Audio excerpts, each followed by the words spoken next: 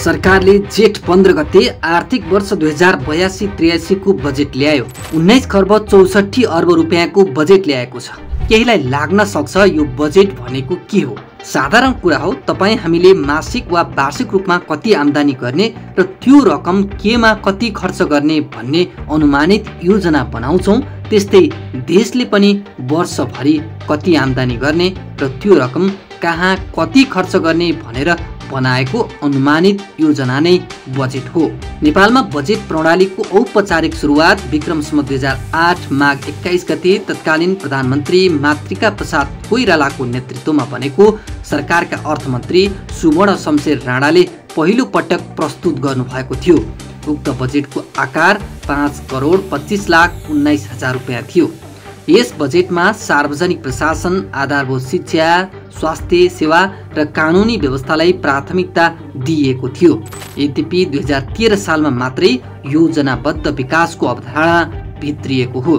त्रिवर्षीय योजनाको थालनी गरिँदा बजेटलाई साधारण खर्च र विकास खर्चमा वर्गीकरण गरियो।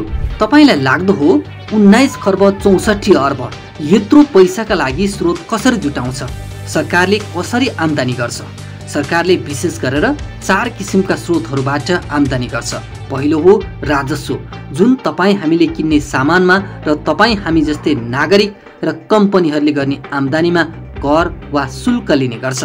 जस्तो तपाईँ हामीले कुनै सामान किन्यौँ भने भ्याट लिन्छ भने, विदेशबाट केही सामान आयात भयो भने त्यस बापत भन्सार महसुल उठाउँछ।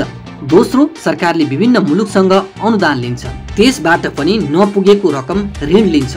त्यो पनि विदेशबाट लिने ऋणलाई बाह्य ऋण र नेपालभित्रै बैंक तथा वित्तीय संस्था र नागरिकसँग पनि ऋण लिन्छ, त्यसलाई आन्तरिक ऋण भनिन्छ।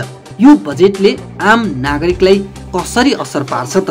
बजेटले सबै नागरिकलाई कुनै न कुनै रूपमा प्रभाव पार्छ। करका नीतिहरूले उद्योगी व्यवसाय मात्र होइन, आम नागरिकलाई पनि प्रभाव पार्छ अनि त्यसले मूल्यमा पार्ने प्रभावले नागरिकको चुलोसम्म प्रभावित हुन्छ।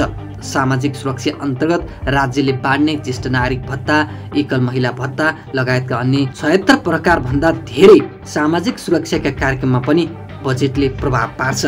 यस अघि पनि हामीले चर्चा गरिसकेको सरकारले आम्दानीका 4 स्रोत मध्ये सबैभन्दा प्रमुख राजस्व नै हो। आर्थिक वर्ष 2082-83 मा सरकारले 13 खर्ब 15 अर्ब रुपियाँ राजस्वबाट आम्दानी गर्ने लक्ष्य बनाएको छ र त्यसमध्ये 11 खर्ब 80 अर्ब रुपियाँ चालु अर्थात् कर्मचारी, जनप्रतिनिधिको तलब भत्ता, इन्धन र राज्य सञ्चालनका लागि आवश्यक ठाउँमा खर्च गर्ने हो। 3 खर्ब 75 अर्ब रुपियाँ यसअघि लिएका ऋणको सावा तिर्ने र 4 खर्ब 7 अर्ब रुपियाँले यो एक वर्षमा देशको विकास निर्माण गर्ने योजना सरकारले बनाएको छ। तर राजस्व सङ्कलनका लागि सरकारले केही नयाँ क्षेत्रलाई करको दायरामा ल्याएको छ भने धेरै अहिले लिइरहेको करलाई नै बढाएको छ, जसमा विदेशबाट आयात हुने ब्रान्डेड रक्सीमा 80% सम्म भन्सार लगाएको छ।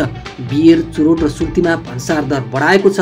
सुन र सुनको गहना बिक्रीमा 2% विलासिता शुल्क लगाएको छ। यसले सुन थप महँगो बन्नेछ।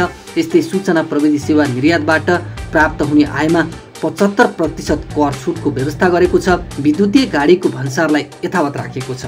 डिजिटल कारोबारमा लाग्दै आएको 13% भ्याट हटाएको छ। वार्षिक 10 करोडसम्म कारोबार गर्ने स्टार्टअप व्यवसायलाई 5 वर्ष आयकर छुट दिएको छ। यस्तै 20 वर्षभन्दा पुराना वा सञ्चालनमा आउन नसक्ने सार्वजनिक तथा निजी सवारी साधनको लागत कट्टा गर्ने प्रयोजनका लागि अन्तिम 2 वर्षको आयकर बुझाइमा बाँकी आयकर छुट दिने भएको छ। खाद्यान्न, गेडागुडी लगायतका फलफुल लगायत वनस्पतिजन्य, पशुजन्य, दुग्धजन्य पदार्थमा भन्सार बिन्दुमा लाग्दै आएको 10% को अग्रिम आयकर खारिज गरेको छ। यसले ती वस्तुहरूको मूल्य घट्नेछ। यस्तै चिनीको भन्सार शुल्क घटाएको छ।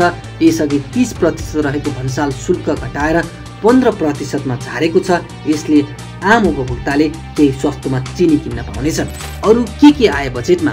आगामी वर्ष 26,900 युवालाई रोजगारी दिने, वृद्ध भत्ता अब 70 वर्ष मात्रै पाउने, सरकारी कर्मचारीले 5,000 मासिक महँगी भत्ता पाउने, युवालाई उद्यम गर्न 3% ब्याजमा ऋण दिने, महिलाको नाममा उद्योग दर्ता वा नवीकरण गर्दा अब शुल्क नलाग्ने, क्रिप्टोबाट प्राप्त सम्पत्ति सरकारले जफत गर्ने, सरकारले नेपाल टेलिकममा रहेको 30% सेयर बेच्ने, भूमिहीन दलित सुकुम्बासीको समस्या स्थायी रूपमा समाधान गरिने, 5 लाखलाई आगामी वर्ष लाल पूर्जा वितरण गर्ने, विद्यार्थीका लागि हप्तामा 20 घण्टा काम गर्ने व्यवस्था मिलाउने, 5 लाखसम्मको सहकारीको बचत सुरक्षण गर्ने, देशभर 9 ठूला कृषि बजार निर्माण गर्ने, विदेशमा लगानी गर्न बाटो खुला गर्ने, 2 वर्षभित्र चामलमा आत्मनिर्भर बन्ने लगायतका धेरै महत्त्वकांक्षी घोषणा गरेको छ, जसले आम नागरिकलाई प्रत्यक्ष प्रभाव पार्नेछ भन्ने हाम्रो आफ्नै अनुभवले बताएको छ।